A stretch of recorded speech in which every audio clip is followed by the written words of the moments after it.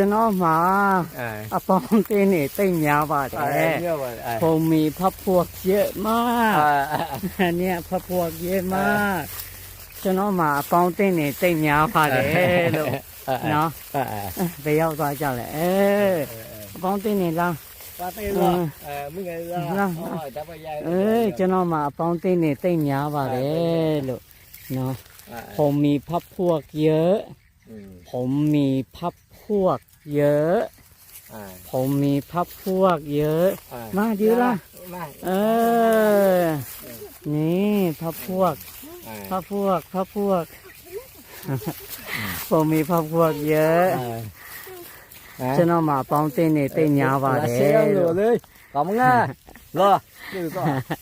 มือก่อนมึงอ่ะ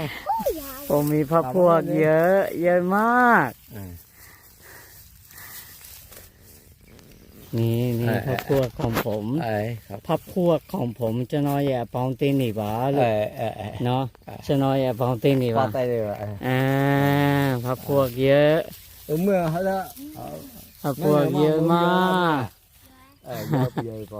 พักพวกเยอะมากจะน้องมาป้องเต้นนี่จะอาเมียบ้าเด้ลูกจะน้องมา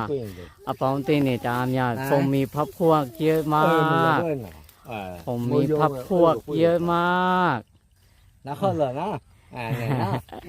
ผมมีพักพวกเยอะมาก